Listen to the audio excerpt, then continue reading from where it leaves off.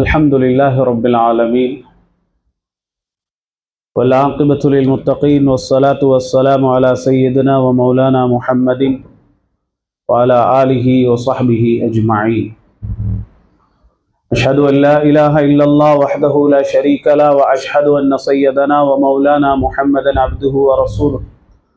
اللهم صل على سيدنا محمد وعلى آل سيدنا محمد عبدك ونبيك ورسولك النبي الأمي وعلى آله وصحبه وسلم تسليما بقدر عظمة ذاتك في كل وقت وحين. أما بعد،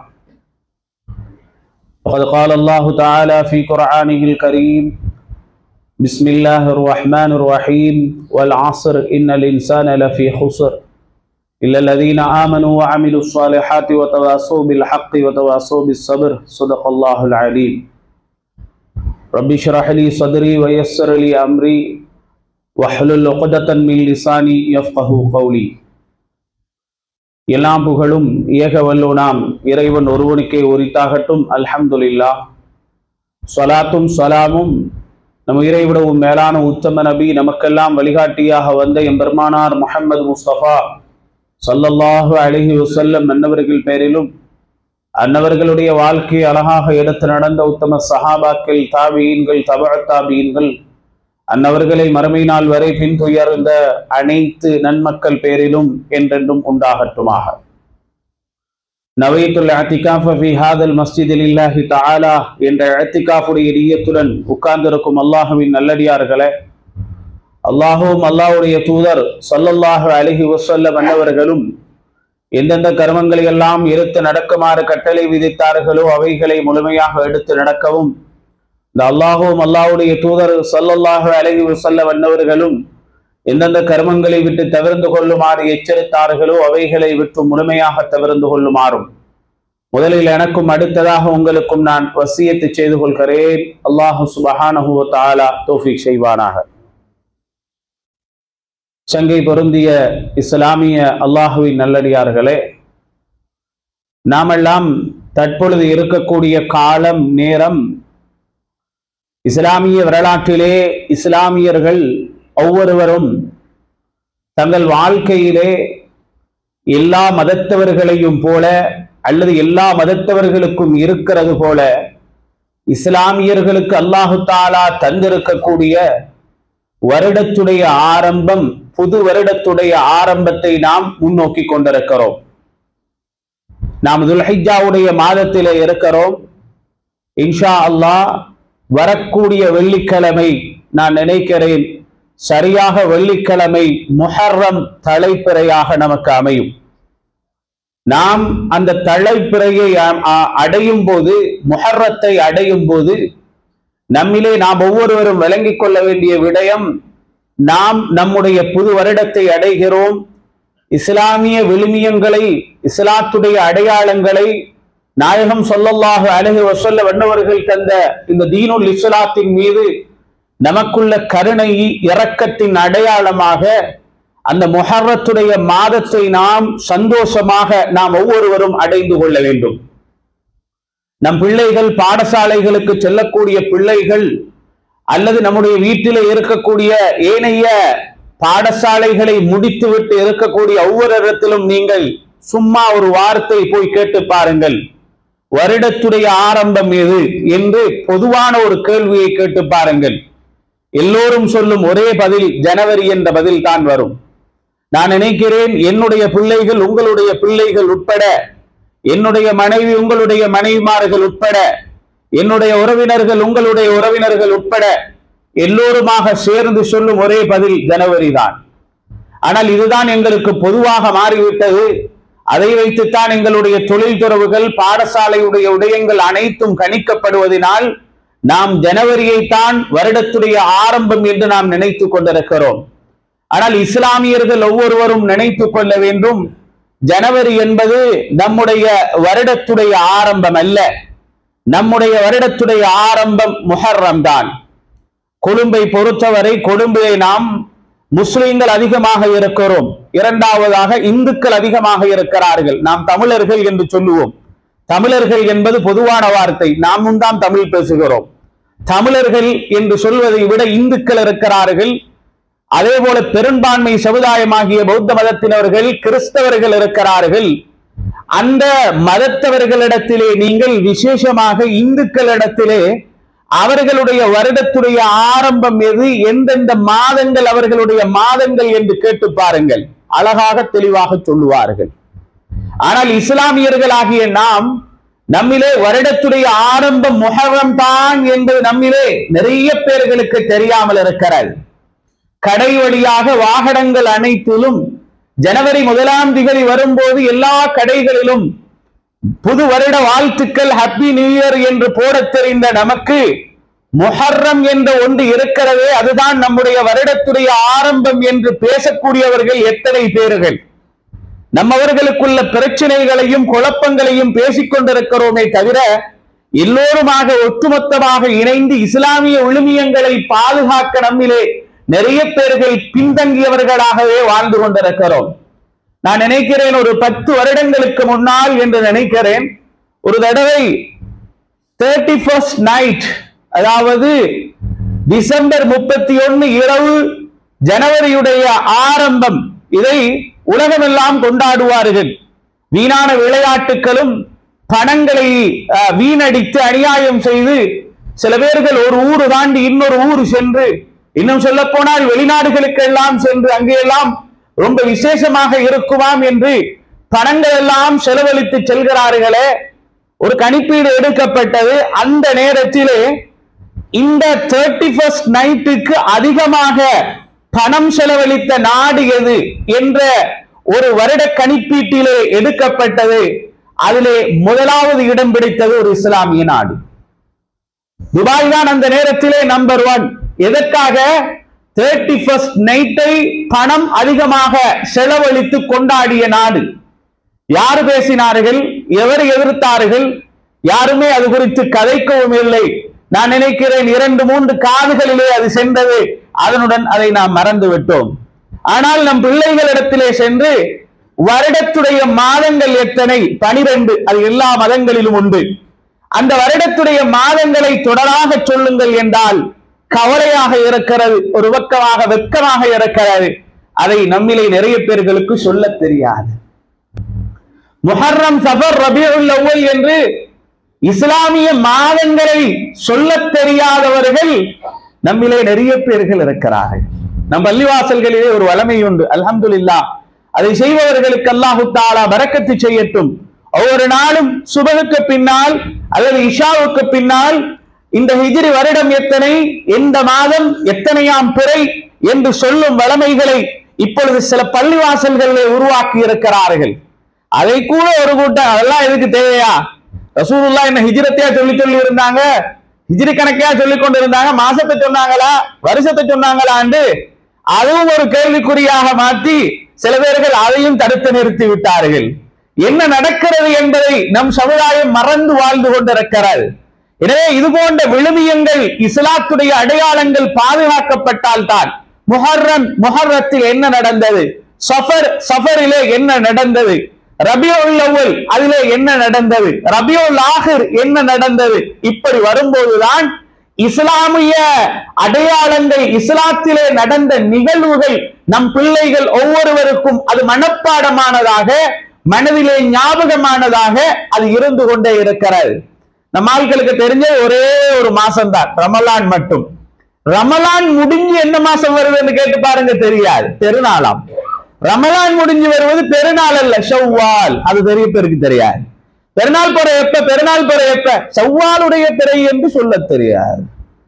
இது குத்பாவில இருந்து கொண்டு, மிம்பரில இருந்து கொண்டு நான் சும்மா சொல்றேன்னு நினைக்காதீங்க.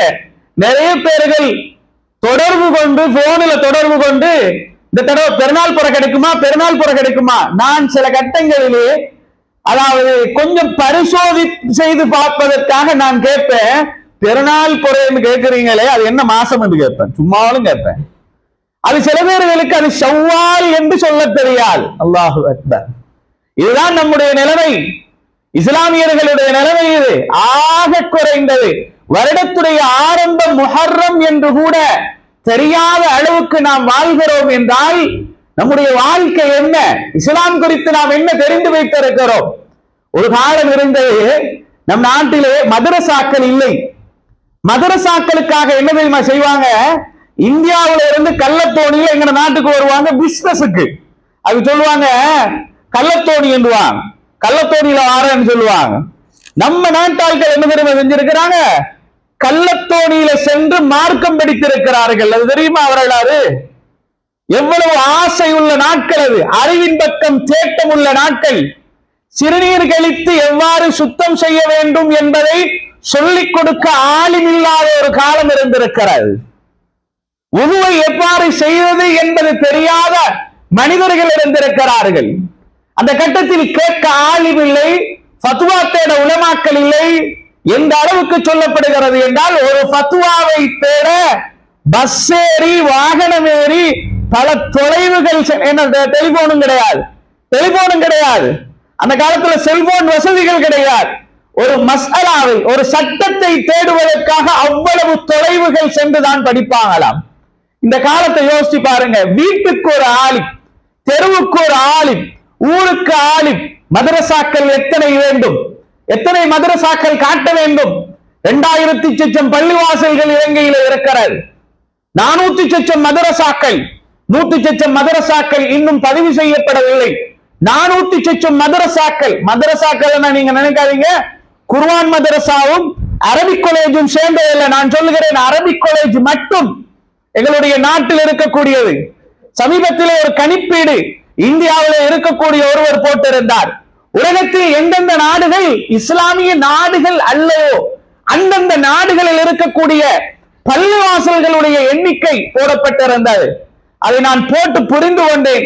மற்ற இடங்களெல்லாம் கொஞ்சம் கொஞ்சமாக சொல்லப்பட்டு இலங்கையில் 800 பள்ளிவாசல்கள் என்று போடப்பட்டிருந்தது. அப்பொழுதே நான் நினைத்தேன் மற்றதும் பொய்யாகத்தான் இருக்கும் என்று நான் நினைத்தேன். ஏனென்றால் அது போடப்பட்ட ஒரு முஸ்லிம் அல்லாதவரின் மூலமாக. 2000 பள்ளிவாசல்கள், 2000க்கு மேற்பட்ட பள்ளிவாசல்கள். மதரசாக்கள், அரபிக் காலேஜுகள் மட்டும் 400 சொச்சம். குர்ஆன் மதரசாக்கள் சுபஹானல்லாஹ் அளவு கணக்குக்குள் கொண்டு வர முடியாத அளவுக்கு. ஏன் தெரியுமா? பள்ளிவாசலிலும் நடக்கிறது, வீடுகளிலும் நடக்கிறது, சில ஆபீஸ்களிலும் நடக்கிறது. அந்த அளவுக்கு குர்ஆன் மதரசாக்கள் இருந்தும் குர்ஆன் ஓத தெரியாத எவ்வளவு பேர் இருக்கிறான். இந்த வருடம் எங்கள் மதரசாவுக்கு சில மாணவர்கள் இன்டர்வியூக்கு வந்தார். நான் கவலையாக சொல்லுகிறேன். இன்டர்வியூக்கு வந்த சில பேர்கள் ஒரு இடத்திலிருந்து 2 மாணவர்கள், அண்ணன் தம்பி 2 பேர், 2 பேர்களும் 8ஆம் வகுப்பு 9ஆம் வகுப்பு படிக்கக்கூடிய மாணவர்கள். ஆச்சரியம் என்ன தெரியுமா? குர்ஆன் ஓத தெரியாது. நான் கேட்டேன், நீங்க எந்தாவது காட்டு பகுதியில் இருக்கிறீங்களா அல்லது காட்டுல வளருவீங்களா? உலமாக்கள் இல்லாத பகுதி. நான் அந்த இடத்தையும் அவர்கள் இருக்கும் இடத்தையும் விசாரித்து பார்த்தால் அந்த இடத்தில் எத்தனையோ குர்ஆன் மதரசாக்கள். என்ன காரணம் தெரியுமா? பெற்றோர்கள் இந்த காலத்தில் மார்க்கத்துக்கு முக்கியத்துவம் கொடுக்கக்கூடியது உலக படிப்புக்கு கொடுக்கக்கூடிய முக்கியத்துவத்தில் 100க்கு 5 சரி மார்க்க அறிவுக்கு கொடுத்ததை காணவில்லை. குர்ஆன் மதரசாக்களை நடத்தக்கூடிய உலமாக்களிடத்துல கேட்டு பாருங்க. வருவாங்க பிள்ளைகள், வந்தா என்ன தெரியுமா செய்வாங்க? இடையில ஓடி போயிடுவாங்க. ஏன் காரணம்? எங்களுக்கு கிளாஸ் இருக்குது.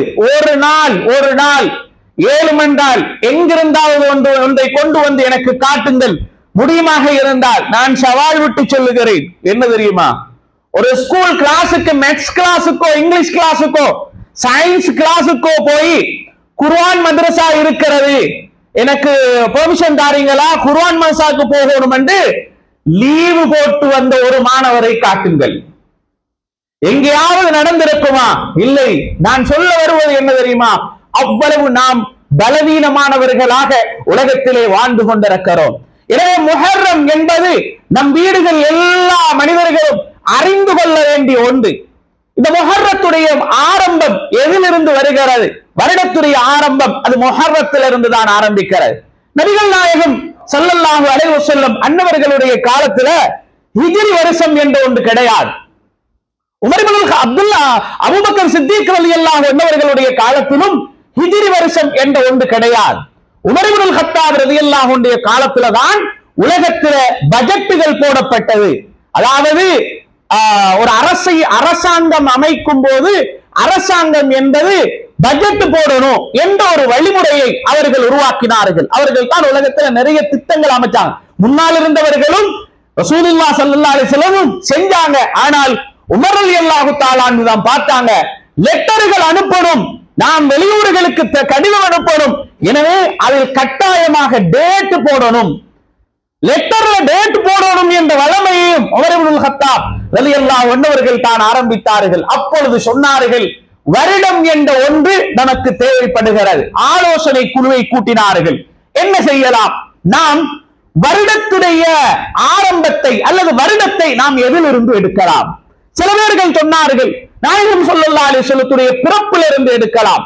சில பேர்கள் சொன்னார்கள் பெருமானாருடைய வஃபாத்திலிருந்து எடுக்கலாம். இல்லை, உமர் ரலியல்லாஹு அன்ஹு அவர்கள் அந்த ரெண்டையும் மறுத்தார்கள். ஏன்? பெருமானாருடைய பிறப்பு என்பது ஒரு மனிதனுக்கு சந்தோஷம், அவர்களுடைய வஃபாத்து என்பது கவலை. சரி, நுபுவத்து கொடுக்கப்பட்டது, அதிலிருந்து எடுக்கலாம். இல்லை, அதுவும் வேண்டாம் என்றார்கள். ஏனென்றால் அந்த காலத்தில் அதிகமான முஸ்லிம்கள் இருக்கல்ல நுபுவத்து கொடுக்கப்படும் போது. எனவே அவைகள் அனைத்தும் மறுக்கப்பட்ட நேரத்தில் உமர் இப்னுல் கத்தாப் ரலியல்லாஹு அன்ஹு அவர்கள் சொன்னார்கள், ஒன்றே ஒன்று இருக்கிறது, ஹக்குக்கும் பாத்திலுக்கும் மத்தியில் வேறுபாடு காட்டிய ஒன்று இருக்கிறது. அது என்ன தெரியுமா? பகிரங்கமாக உலகத்தில் இஸ்லாமியர்களும் இஸ்லாமியர்கள் அல்லாதவர்களும் பிரித்து காட்டப்பட்ட ஒரு நிகழ்வு இருக்கிறது. அதுதான் ஹிஜ்ரத். எனவே ஹிஜ்ரத்திலிருந்து ஹிஜ்ரி வருடம் என்ற ஒன்றை சொல்லலாம், எடுக்கலாம் என்று உமர் ரலியல்லாஹு அன்ஹு அவர்கள் ஆலோசனை சொன்ன நேரத்தில் எல்லா சஹாபிகளும் அதை ஏற்றுக்கொண்டார்கள். ஏன் காரணம் தெரியுமா? ஹிஜ்ரத் என்பது அவ்வளவு இஸ்லாமிய வரலாற்றிலே மிக முக்கியமானது.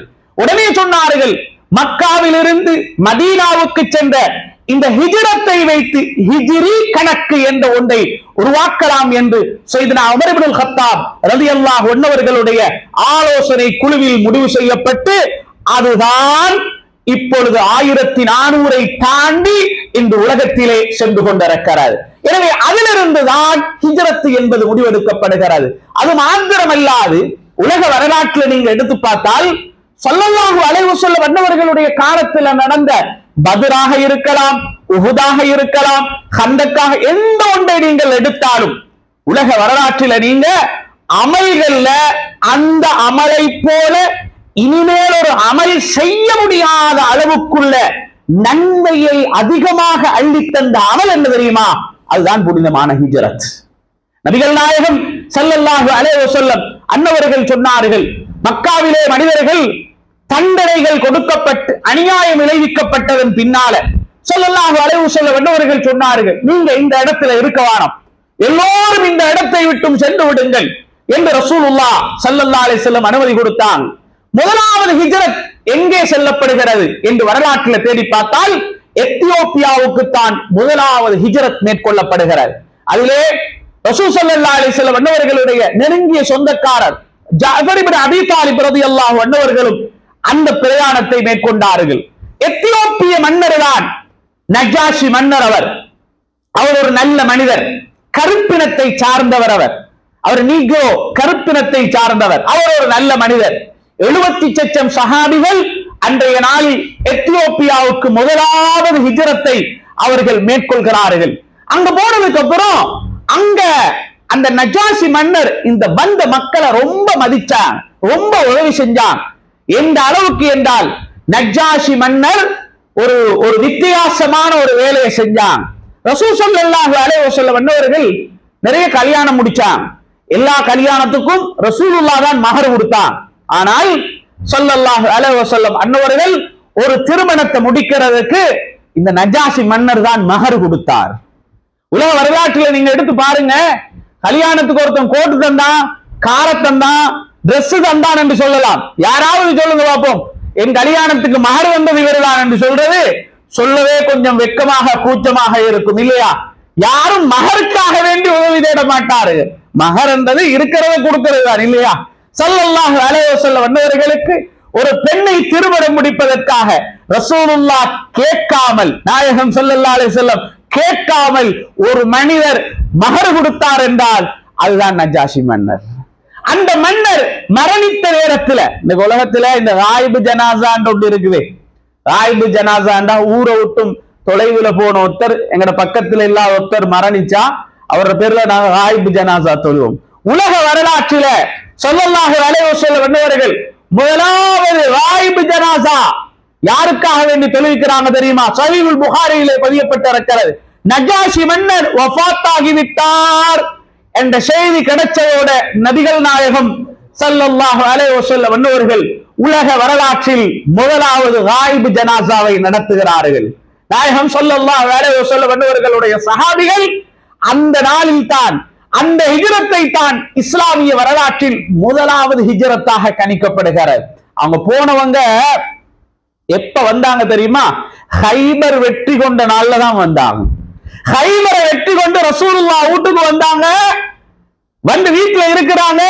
ஹைபர் யூதர்கள் இருந்த இடம், யூதர்களுடைய பெரும் கோட்டை அது. மதீனாவில் ஒரு பகுதி, மதீனாவில் ஒரு இடம் ஹைபர் என்றது. அதை இன்னைக்கு யூதன் சொல்றான் மதீனால எங்களுக்கு இடம் இருக்குது, சொந்த நாடு இல்லாம எல்லா இடத்திலும் சுத்தி திரிகிறான். மதீனா என்பது அந்த காலத்தில் யூதர்கள் இருந்திருக்கிறார்கள், வரலாற்றில் அது உண்மை. யூதர்கள் இருந்த இடம் ஹைபர் வெற்றி கொள்ளப்படுகிறது. நாயகம் ஸல்லல்லாஹு அலைஹி வஸல்லம் மக்காவில் இருக்கும் போது முஷ்ரிக்குகள் அநியாயம் விளைவிச்சான். நாயகம் ஸல்லல்லாஹு அலைஹி வஸல்லம் அவங்க ரொம்ப பொறுத்தாங்க. ஆனால் மதீனாவில் இருக்கக்கூடிய யூதர்களோட ஸல்லல்லாஹு அலைஹி வஸல்லம் யுத்தம் தான் செஞ்சான். ஏன் அப்பொழுதுதான் கடமையும் வந்தது.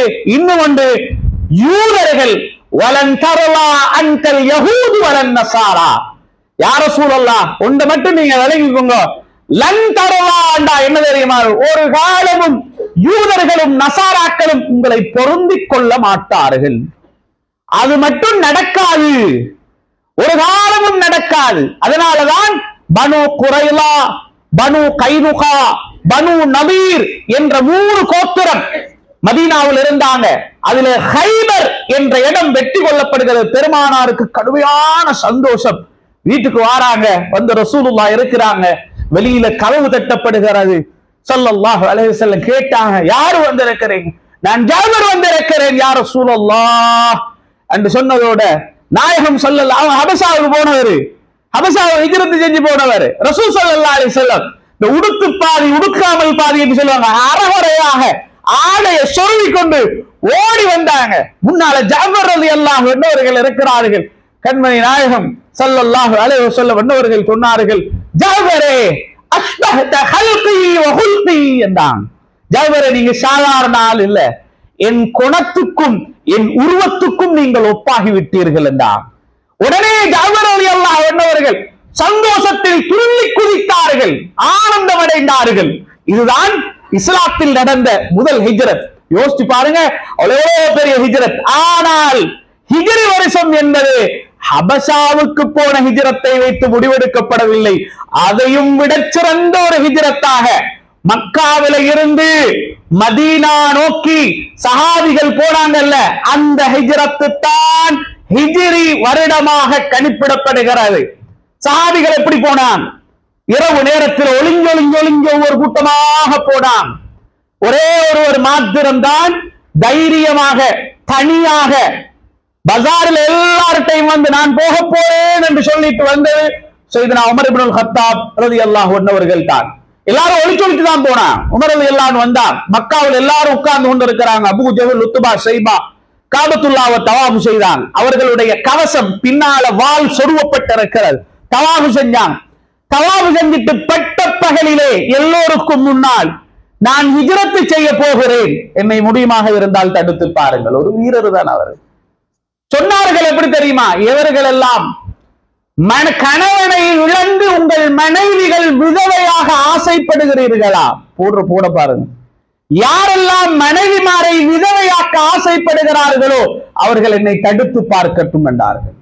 தைரியமாக தனியாக நடந்து மதீனா வரை சென்றார்கள். கண்மணி நாயகம் ஸல்லல்லாஹு அலைஹி வஸல்லம் அன்னவர்கள் எல்லாரையும் போக சொன்னாங்க, எல்லாரையும் போக சொன்னாங்க. அபூபக்கர் ரலியல்லாஹு அன்ஹு அவர்கள் பொறுமையாக இருந்தார்கள். நபிகள் நாயகம் ஸல்லல்லாஹு அலைஹி வஸல்லம் என்றைக்கு சொல்றாங்களோ அன்றைக்கு போகலாம். ஒரு நாள் லுஹருடைய நேரம், கடும் சூடான நேரம். ஆயிஷா நாயகி சொல்றாங்க, அந்த நேரத்துல ரசூலுல்லாஹ் ஸல்லல்லாஹு அலைஹி வஸல்லம் வீட்டுக்கே வரமாட்டாங்க. அப்படியான ஒரு நேரத்துல நான் வீட்டுக்குள்ள இருக்கிறேன். அபூபக்கர் சித்தீக் ரலியல்லாஹு அன்ஹு அவர்களை சந்திக்க வந்தாங்க. நான் கூட இருக்கிறத கூட விரும்பல ஸல்லல்லாஹு அலைஹி வஸல்லம். ரெண்டு பேரும் தனியாக ரகசியமாக பேசிக் கொண்டார்கள். அன்று இரவு அபூபக்கர் சித்தீக் ரலியல்லாஹு அன்ஹு அவர்களிடத்தில் சொன்னார்கள், இன்று நானும் நீங்களும் மதீனா செல்கிறோம். என்ன செய்யலாம்? ஸல்லல்லாஹு அலைஹி வஸல்லம் அன்று போய் முதலாவது காபத்துல்லா கிட்ட போனாங்க. போய் அந்த காலத்துல இந்த காலம் வரைக்கும் காபத்துல்லாட சாவி அதே குடும்பத்துல தான் இருக்கு. ஸல்லல்லாஹு அலைஹி வஸல்லம் அனுமதி கேட்டாங்க உள்ள போறது. அனுமதி மறுக்கப்படுகிறது. ஸல்லல்லாஹு அலைஹி வஸல்லம் சொன்னாங்க, நான் பள்ளி காபத்துல்லாவுக்குள்ள போகணும், அனுமதி மறுக்கப்படுகிறது. நாயகம் ஸல்லல்லாஹு அலைஹி வஸல்லம் கையேந்தினாங்க, யா அல்லாஹ், எனக்கு ரொம்ப விருப்பமான இடம் மக்கா, அதை விட்டு நீ வெளியாக்குகிறாய் யா அல்லாஹ், ஆனால் உனக்கு மிக விருப்பமான மதீனாவில் என்னை குடியமரச் செய்ய போகிறாய் யா அல்லாஹ். அன்று துஆ செஞ்சு போட்டு ஸல்லல்லாஹு அலைஹி வஸல்லம் வந்தாங்க. வீட்டை சுற்றி கூட்டம் நிறைந்திருக்கிறது, என்றும் முஹம்மத் வெளியே வரலாம் ஸல்லல்லாஹு அலைஹி வஸல்லம். அலி ரலியல்லாஹு அன்ஹு அவங்களை கூப்பிட்டு சொன்னாங்க, இது எல்லாருக்கும் தெரிஞ்சதா இருந்தால் அதுல ஒரு படிப்பினை பாருங்க. சஹாபிகள்கிட்ட இருந்த ஈமான் யார்கிட்டயுமே இல்லை. நம்ம சொல்லலாம் உமர் ரலியல்லாஹு அன்ஹு மாதிரி நாம் வாழலாம் என்று சொல்லலாம், வாழலாமே தவிர ஒரு நாளும் உமர் ரலியல்லாஹு அன்ஹு ஈமானும் அலி ரலியல்லாஹு அன்ஹு ஈமானும் அபூபக்கர் ரலியல்லாஹு அன்ஹு ஈமானும் நம்ம உலகம் எல்லாம் எல்லா ஈமானையும் சேர்த்தினாலும் அந்த அளவுக்கு வராது இல்லையா? அலி ரலியல்லாஹு அன்ஹு அவங்களை கூப்பிட்டு சொன்னாங்க, நான் போறேன், என் இடத்துல நீங்க கொஞ்சம் படுத்துக்கங்க அப்படின்னா. படுத்துவங்க நாங்க. அவர் வாட்டுல போத்தி படுத்துட்டார். நல்ல கொரட்டை விட்டு தூக்கம். அலி ரலியல்லாஹு அன்ஹு பின்னால கேட்கப்பட்டுச்சான், ஏங்க உங்களை கூப்பிட்டு என்ன இந்த 5 ஸ்டார் ஹோட்டல்ல படுக்க சொன்னதா? அது இல்லைங்க, சுத்தி ஆட்கள் வைக்கிறாங்க, எந்த நேரம் உள்ள வாங்கி வெட்டலாம் இல்லையா?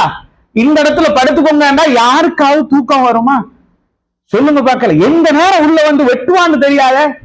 அலி ரலியல்லாஹு அன்ஹு அவர்களிடத்தில் கேட்கப்பட்டது, உங்களுக்கு பயம் வரவில்லையா? பயம் என்று ஒன்று வரலையா உங்களுக்கு? நீங்க படுத்துட்டீங்க. சொன்னாங்க அலி ரலியல்லாஹு அன்ஹு அவர்கள், இல்லை, ஒரு காலம் அவர்கள் என்னை கொல்ல மாட்டார்கள். அது எப்படிங்க உங்களுக்கு தெரியும்? என்ன அல்லாஹ் தஆலா அப்படி உங்களுக்கு அறிவிச்சு தந்துட்டானா? இல்லை, முஹம்மது நபி ஸல்லல்லாஹு அலைஹி வஸல்லம் என்னிடத்தில் சொன்னார்கள், அலியே, நான் போகிறேன், நீங்கள் இந்த இடத்தில் படுத்துக் கொள்ளுங்கள், நான் சென்றதன் பின்னால் நீங்கள் வாருங்கள் என்று சொன்னார்கள். நான் போனதுக்கு அப்புறம் நீங்க வாங்கன்னு சொன்னாங்க. வாங்கண்டா என்ன அர்த்தம்? நான் உசுரோடு இருக்கிறது தானே அர்த்தம்.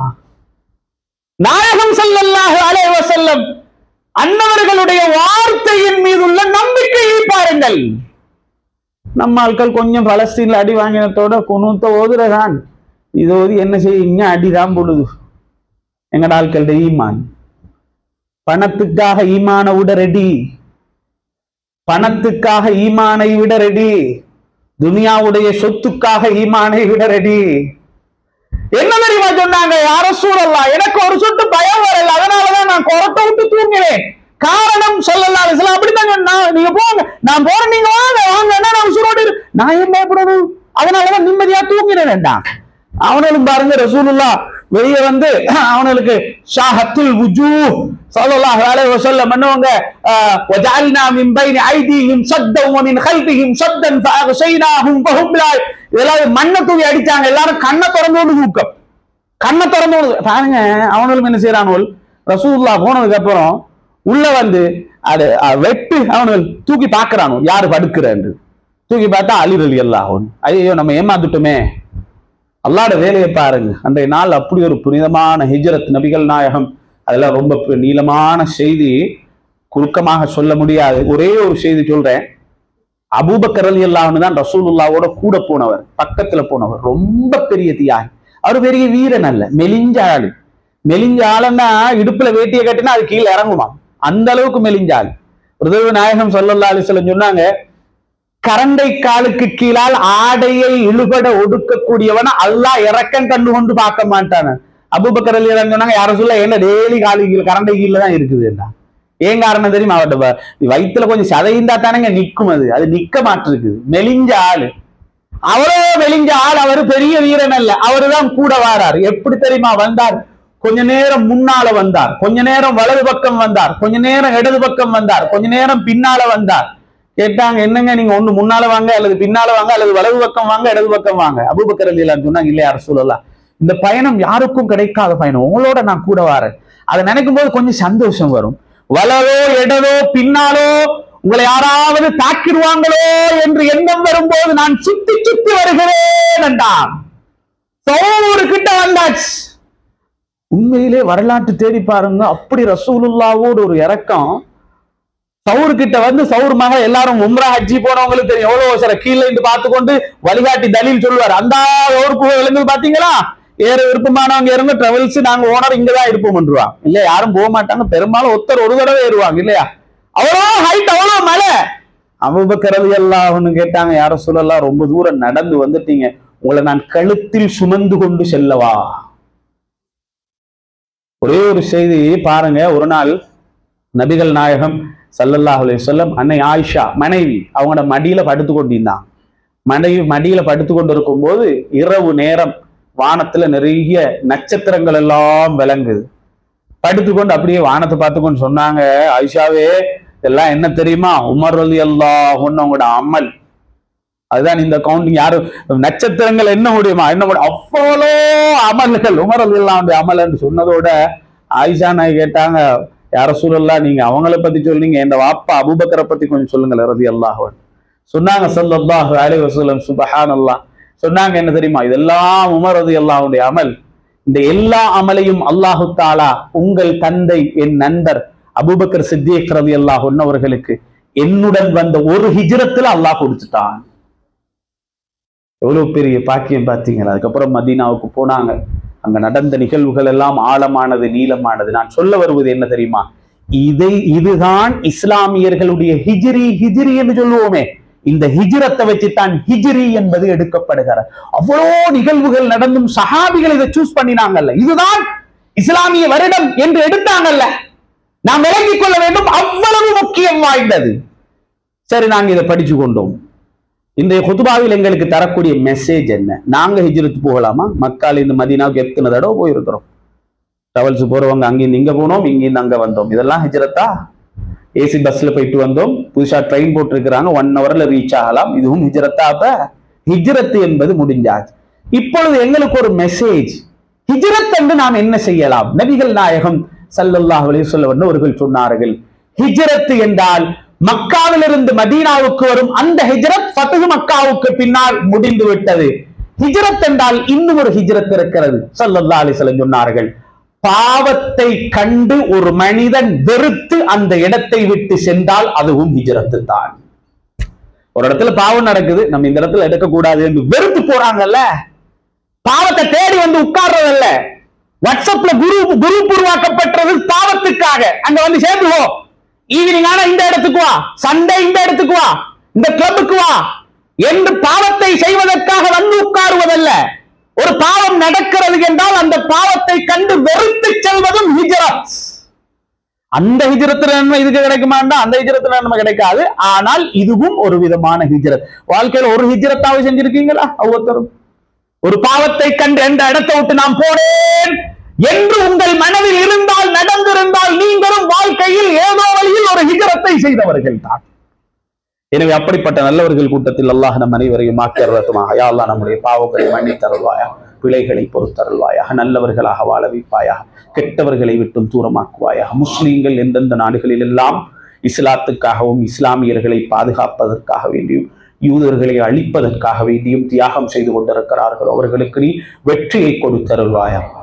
இனிமேலும் எந்த முஸ்லீம்களுக்கும் யூதர்களினால் அநியாயங்கள் வந்து விடாமல் பாதுகாத்தருள்வாயா ரஹ்மானையா. அல்லாஹ் உலகத்திலே எந்தெந்த முஸ்லீம்கள் கலிமா உயர வேண்டும் என்று பாடுபடுகிறார்களோ அவர்களை நாளை மறுமை நாளில் சுஹதாக்களுடைய பட்டியலிலே சேர்த்து அவர்களை எங்கள் கண்ணால் கண்டு ரசிக்கும் தௌஃபீகை நசீபாக்கி தந்தருள்வாயா. நம்முடைய பாவங்களை மன்னித்தருள்வாயா, பிழைகளை பொறுத்தருள்வாயா, நல்லவர்களாக வாழ வைப்பாயா, நல்லவர்களுடன் வாழ வைப்பாயா, கெட்டவர்களுடன் சேர்ந்து விடாமல் நம்மை பாதுகாத்தருள்வாயா. லா இலாஹ இல்லல்லாஹ் முஹம்மதுர் ரசூலுல்லாஹ் என்ற திருக்கலிமாவை மௌத்துடைய நேரத்தில் எங்களுக்கு வாஜிபாக்கி தந்தருள்வாயா.